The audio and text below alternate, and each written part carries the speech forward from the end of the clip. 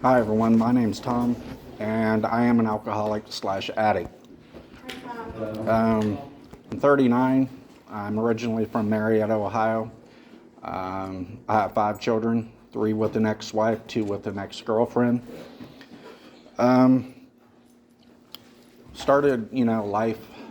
I had a very dysfunctional family. Everybody drank. On the weekends was always keg parties. My parents we lived way out in the country, and they used to leave us like at home for like 3 or 4 days at a time. So I grew up really, really by myself. My dad was like pretty physical violent, but yet we took it just because if he was there, it was just, he was there. So we just got that attention any way that we could. I have 2 older brothers. They are currently still out in active addiction. And when I was 5 years old, there was a very traumatic thing happened to me through this. This is, you really can't fuck things up, but I fucked my life up, so I know how hard it or how easy it is. And probably going to speak about some things that guys don't usually ever touch upon. When I was raped when I was 5, it wasn't molestation, it was totally raped. It was beaten and stuff by somebody. I told my parents about it. They didn't do anything about it. They just continued to stand there and drink their beer and went on about their day. So I grew up, and that's what started my addiction of drugs and alcohol, because through treatment, I found that there's always that core problem, like anger is a secondary, emotion.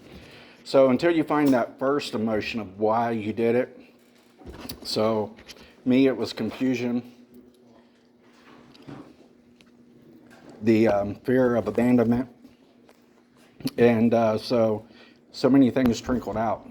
As growing up, I started drinking, smoking weed, and I wanted to fit in any way I possibly could. So, because I was confused of who I was, what I was, I didn't know, growing up from 5 years old, I'm going to say this, I didn't know my sexuality. I didn't know whether I was this or I was that, because I didn't know. So I drank and I smoked weed just to fit in. Just, whatever. I was like, hell, this is me. This is cool. It's what I am tonight. So, I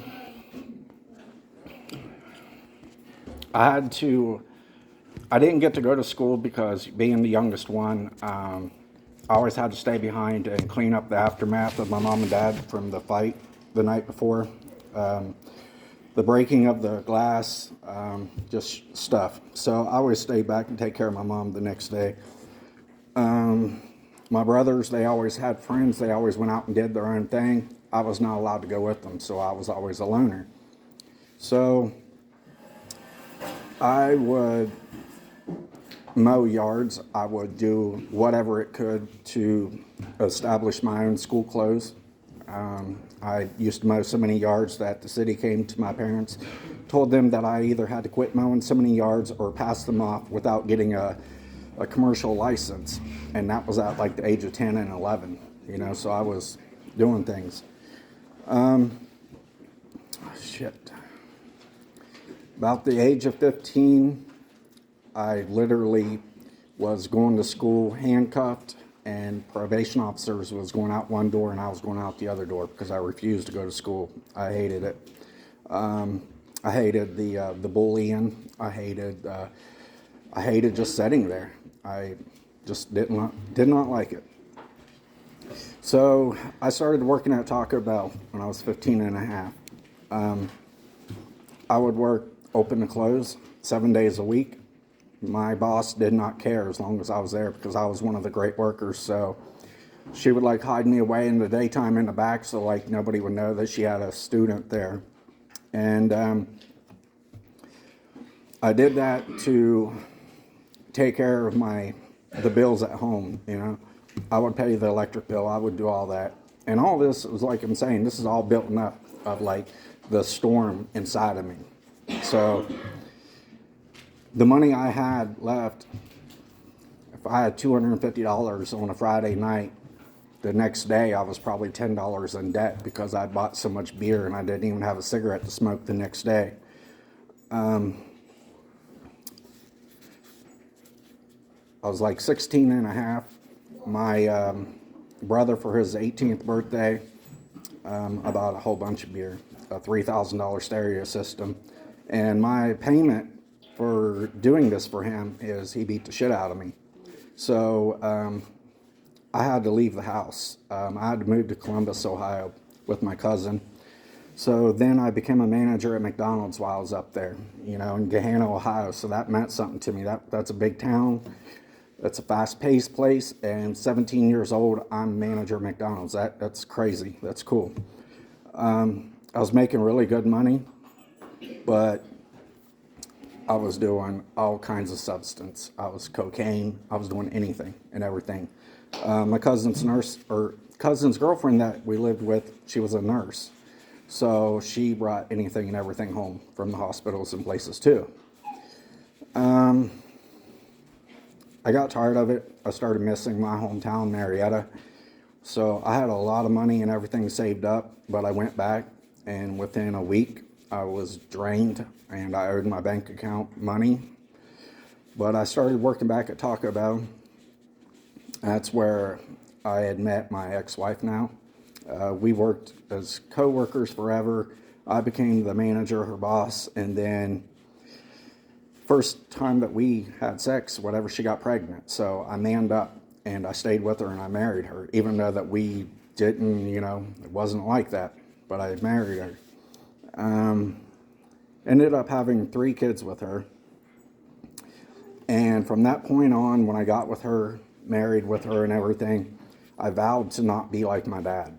I didn't want to be that piece of shit like my dad. And but every day I grew more and more like him. Every day I said I wasn't going to drink, I drank more. Every day that I said I would never touch my wife again, I hit her again. And every day that, I said I'd go to work and not drink. I might go to work, but I was definitely drinking. Started doing pills here and there. I quit Taco Bell. Like I said, we had worked there for almost 10 years side by side as managers, me and my ex-wife. I had went to Wendy's. I was the assistant general manager. I traveled store to store. I did training for them. And I got introduced into a lot of drugs then. And got into it way heavy. That was about 2008. I caught my first felony DUI in the state of West Virginia. I went to prison for that. I did 3 years. I got out. I was out 2 days and I caught a Ohio charge, and then I did 11 months. I was out for a month and a half, caught a West Virginia DUI. And so me and my ex-wife, we had split. We had left each other. She moved on. That's cool. And my son, with her, he had autism really bad. And so all this going through is I felt as if I was the biggest part of his emotional wreckage, is because of the damage that I did within the home, the fighting and all that stuff. So when I got out of prison the 3rd time, I decided I was going to start a new life, new family. I met a young lady. I started working at a homeless shelter. I met her there. I fell in love right off the rip. I was like, I don't give a damn. I'm taking this girl. I'm marrying this girl. I quit my job to be with her because, you couldn't fraternize with them. She was already 7.5 months pregnant, so she had our son. I raised him till he was about 18.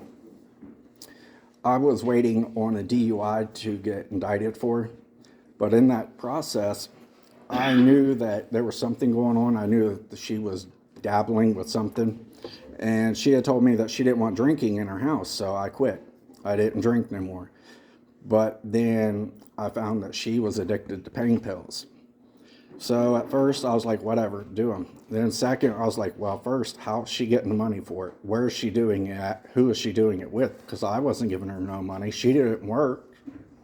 So sad to say, what do women usually do? So I said, you know what? I'll pay for it. Bring it home. Do it here. I know you're safe. I started smoking pills. Was right off the rip. I did my first shot of H, fell in love. That was the master love of all. Done it. I become the most soulless person I could ever think of being. Diapers? No. I was going to go get my thing, you know.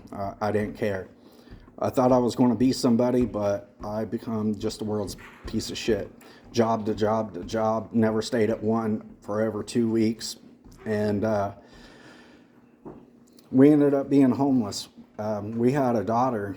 She was born very prematurely. She was life-flighted. And I was so hurt and I was so sad because of that, to see that little girl. She was so sensitive that you couldn't even touch her. And we stayed out of Ronald McDonald's house in Morgantown, West Virginia. And you would think that seeing your daughter like that would help you stop. We were smoking pills in the basement of the Ronald McDonald's house. You know what I mean? What a piece of shit, you know, but that was us. That's what we did. Came home and electric got shut off, middle of summer. So we decided to move from Ripley, West Virginia up to Parkersburg, West Virginia. We gave our 2 kids over to my parents. We lived in a storage unit. We did anything and everything to get our fix for the day. And every day we said we were done. Every day we would throw our stuff over in shrubs and bushes. And then when we started getting sick, we'd go back into those shrubs and bushes and we'd find our stuff. That indictment finally caught up with me. I went to prison for that. While I was in prison, I tried to fix, manage, and control everything while I was in there. Tried to take care of my kids and find out where they were at, because the baby mom, she was gone. She was nowhere. I got out of prison. 12 days after getting out of prison, she overdosed with somebody that was very close to me. So I saw her on that gurney bed dead, and that tore me up, messed me up. So from that moment on, oh yeah, and I want to say, 12 days after getting out of prison for DUI, I caught another DUI in the state of Ohio. Thought I was going back.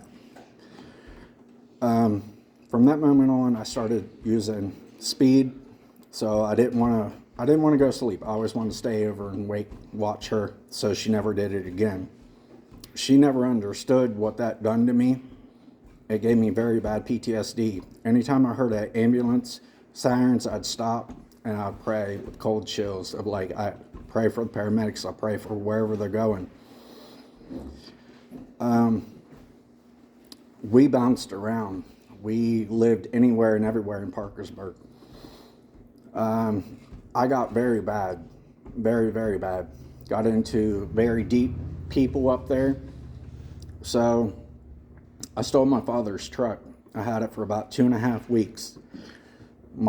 During that time, when I took his truck, I not only stole my mom's phone, but I stole his phone so that neither one of them could contact me. And I finally got pulled over. About 35 cops had me. They arrested me. They let me go. I don't know why. I got bonded out because my dude's mom, my dealer's mom, was the bail bonds lady. So she got me out. They were supposed to hold me and extradite me to Ohio, but they didn't. So I went to Ohio. I finally got arrested. And that's where my journey of recovery begins, because my dad went to court and said that he was going to have them drop the charges. And I manned up and I said, no, you're not. I stole your truck. I made you walk to the grocery store. I made you walk to the doctor's office. So no, I deserve every damn thing I get. The court ordered me to come down here to the counseling center February 7th of 2017. I thought, okay, 90 days, I'm cured, I'm good, whatever. Baby's mom come down here. She was pregnant. I would come to this here meeting right here and I heard nothing. I didn't hear any damn thing that anybody was saying because my mind was elsewhere. If you can even get me out a second chance, because I was on the phone. I wouldn't go to a meeting, you know. I didn't think meetings helped. So I started working as a bartender down here at Patties and Pints. I had that fear of downtime. I would get lost up in my head, and that would take me out. Well, I started taking upon 3 jobs, and I was like, this one last time, I was like, all right, now how the hell am I going to get through this weekend? So I said, $20. I'm going to the East End. $20, that's all I need. Well, I gave away a beautiful studio apartment, everything that I had, for a tent down there on the riverbank. She had the baby. She went to transitional. I was out in madness. I don't know anybody around here. I have no family. I have no nothing. But I survived on that East End for about 3.5 months, doing anything and everything, meeting anybody and everybody, and scared shitless. Seen so much things, seen so many people die, and you can't do nothing about it. Always made me wonder, why do people do heroin to die? It always baffled me. She ended up getting kicked out of transitional, so she ended up being out there with me. She went to jail, and I said I was done. I laid on the couch. I had no motivation to do anything. I didn't even feel like killing myself. That's what it was. I just lay on the couch and just did nothing. I one day came down here to the counseling center because I had gotten robbed, so I wanted a copy of ID, social security card, and all that so I can go get food stamps. Chuck O saw me at the security over here, and he said, "What are you doing?" And I told him. He said, "No, what the fuck are you doing? Look at yourself." I said, "Man, I'm just trying to survive." And he says, "If I get you a bed, will you take it?" And I was like, "Look, I ain't got time for that, waiting list shit." And he said, "No, if I get you a bed right now, will you take it?" And I said, "Yeah." He came back like 2 minutes later. He had me a bed. Hell yeah. When she went to jail, my daughter was taken. I found out that she was taken, put in CPS by the dope man. So I went to treatment. I started getting visits with my daughter. Went to Chesapeake, completed their sober living, doing great, moved to Proctorville, had a job, had an apartment, had all this going, established. I was living life. Let the baby mom come back. Not her fault, but we had relapsed. All hell broke loose. Within a month and a half, I gave away everything that I owned. I gave away 75 pounds, and the only thing I gained was a prison sentence of 17 and a half years I was facing. I went to jail in the Lawrence County Jail. Anybody knows that place? That is a dark dungeon. You're in the dead center of town, but you don't even feel like you're on the planet Earth. It's bad. I did 8.5 months in there, scared shitless. Like I said, all my charges equaled up to 17 and a half years.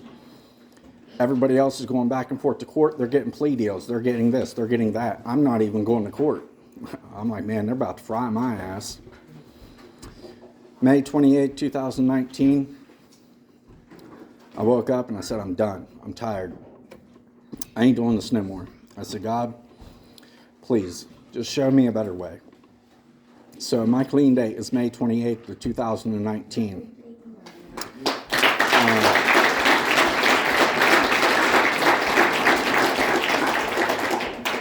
From that moment on, from the time that I decided I was not putting another drug into my body, things started working. I started going to court.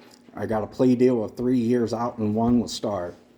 I took it, ran with it, got out, went to sober living, and within the first month, I was already had a job. I was the manager at Taco Bell again up in South Point, making good money, all this stuff, but I quit because of the chaos, drugs, and drama. Couldn't do it.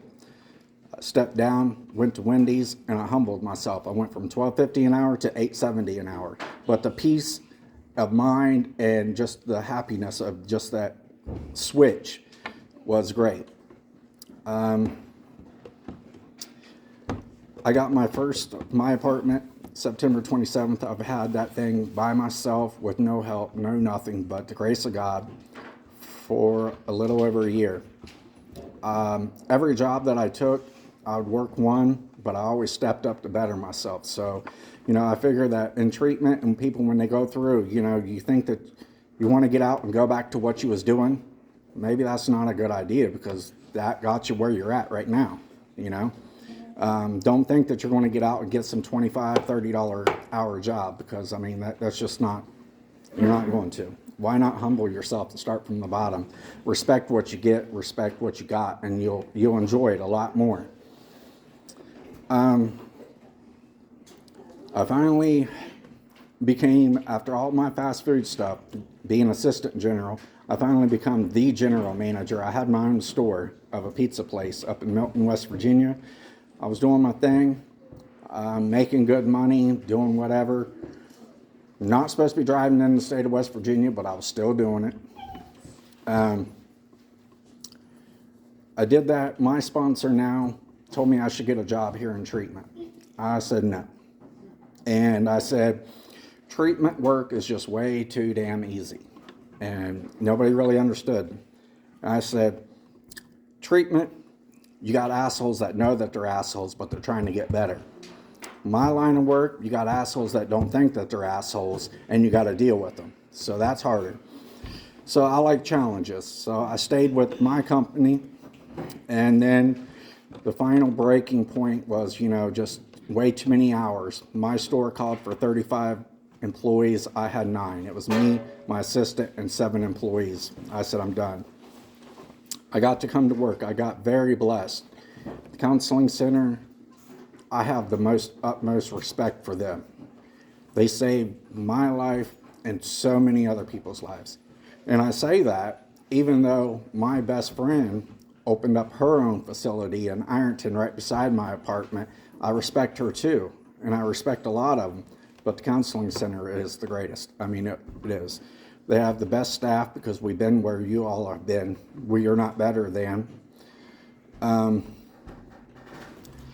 Meetings, doing these 12 steps and meetings, I work AA because it's not like NA, it's not writing. This is walking the walk. This is living the life. This is being that person that you want to be. Get thorough within the step work. It's funny. My 4th step, I had 3 packets, and I think there's like 6 resentment lines on all that, and my sponsor was like, hold on, I'm going to get you some more papers. I'm like, look, dude, I'm not even going to fill up 2 of those. As we started talking, you start filling them up. I was like, go down to the printer, start printing some more. I ended up with a stack. But it was great because I got really honest and found out things I didn't know. And it totally changed my whole entire outlook of everything, that 4th step. Where I was fighting to get my daughter, I quit because I knew of where she was at. She was safe, happy, and loved. And so I agreed to do shared parenting. That was the best thing. That was the man thing to do. My now 16-year-old son, he wanted to be adopted by his stepdad. I went ahead and signed that paper, not because I didn't love my son, but I did it because I do love my son. And this man has raised my son since he was 3 years old. So I'm not going to block his happiness. And that's where these 12 steps really came into play. It has taken me out of the situation. It has allowed my higher power, God, to come in and to do the next right thing at all times. Even though I don't like it, when I was going through treatment, those petty ass rules, I didn't like them. Not one damn bit. But you know what I say now? If I don't like them, I don't get high. I don't have to go back. That's all there is to it, I'm pretty upfront and blunt about things, I tell people all the time, you don't like it, don't get high. You ain't got to come back here, It's on you. These meetings definitely saved my life. Meetings, even though, I'm not forced to go to meetings. I'm on probation, and I'm not forced to go to them, but I go to anyone and everyone that I can. My probation officer, I forgot all about that because I don't give 2 shits about probation because I'm doing the next right thing at all times. I'm just doing it. He's going to let me off 2 years early for my 3-year anniversary of being clean and sober. He's going to let me off. So it's some good shit. I'm a very respectable person in Ironton anymore. I walk down the street, people see me, people know me, people know that I'm doing the next right thing, and I'm always there to help somebody. I can't do too much, but I'm always there. Go to these meetings, listen. I love to go to meetings with the female lead because they get ruthless. They talk. They tell the truth. And I remember this one lady, she told me, she said, the only words of wisdom that I'm going to leave you with is sit down and shut the fuck up and listen. That's what I did. I stopped doing what I do. I stopped thinking what I thought because it didn't get me nowhere but into these seats. So I retrained my mind and I listened and I opened my mind up to everything. I go to both fellowships. I go to church because you got to have that balance. You can't just do recovery without a little bit of spiritual, my higher power is God. I done one thing that I always wanted to do through this, and I'm trying to further my education in it. Just something little. I want to be a preacher. And with that being said, how many of you all in here, I'm going to ask, if somebody passed away in your family, do you guys know what you would do? Would you guys go back out, or do you know? No. That's what I heard a lot. And I was like, I don't know that answer either. June 6th, I spoke to my daddy. I was walking to work, and he said something to me, and I said the F word. And he said, Tom, preachers don't cuss. And I said, well, this motherfucker does. And he started laughing. June 9th, I got the call that my dad was dying, that I had to go up and take the life support off of him. So I had to go in. And like I said, being the youngest of the three, I had to be the strong one. I had to go in to do my dad's last rites. Asked him if he was okay with God, if he was ready to go home. He asked me if he was allowed to go home, and I said, yes, you're allowed to go home. I took that mask off of him. I played a song for him that I just found that morning.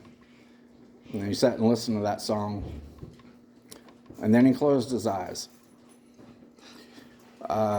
Still don't know the answer to this, but my mom and brothers, they left. I don't know why, because they knew that my dad could have died 2 seconds from now, 2 hours, 2 days. Nobody knew, but they left. And they left me there. I walked outside to catch a breath. I come back in. Something told me to walk real slow, and I did.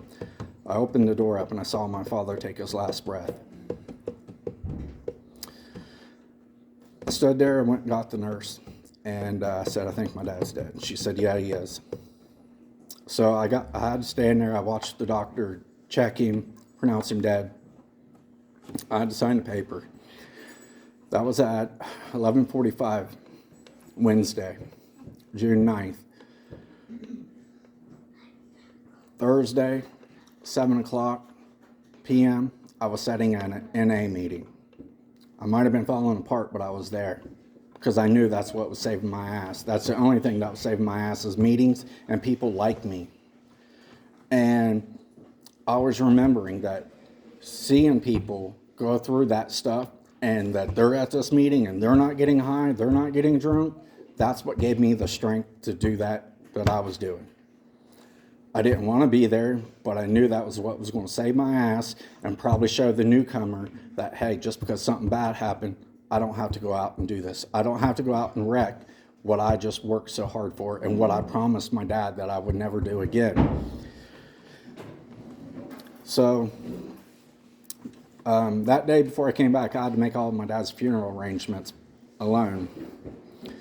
The next day I had to go up and I had to be the preacher over the services. I had to do my own dad's funeral. That sucked.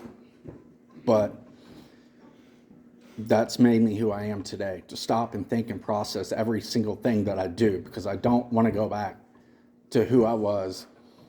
I don't want to go back to sitting in that back of that room that day and being high like everybody else was. I had to be the strong one, and I was. I got in my truck after that and I left. I come back to Ironton. People thought I was rude. People thought anything. I didn't care. I stay away from my family. I stay away from Marietta, Ohio, because they'll either take me high or sober, but they'll get me high before they'll keep me sober. People say it's selfish. It might be. But my mom gets to go to sleep every night, not worried about me. I get to help my mom today. When she needs money, I get to help her instead of me asking her for help. I don't speak to my brothers because they're so far gone into madness that there's just no use to it. You know what I mean? Just pointless. If I drive to Marietta, I drive up there, which from my house is like a 2 hour and 15-minute drive. I drive up, say hey, talk for a minute, and I drive back home. I don't stay. I get my kids, my 2 daughters, every other weekend. They know me. They know I'm their dad, and but they still call me Tom, and I'm okay with that. And I'm just really thankful for these rooms, for my sponsor, for the counseling center to give me the opportunity to come in and help with the people. Because it's not a job, it's easy.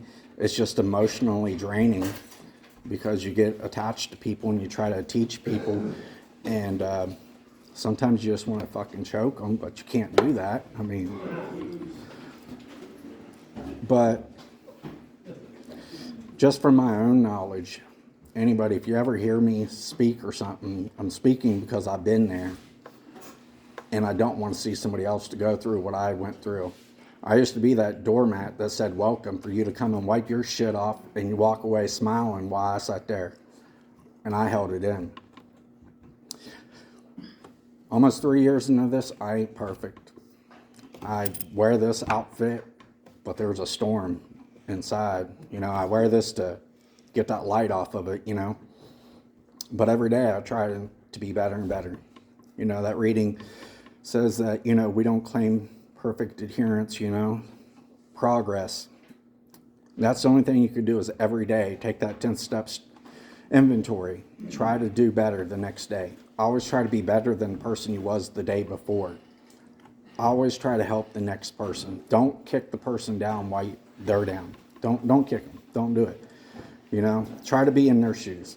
Every day try to think where they're at. It might be hard to get at their level, but it is what it is.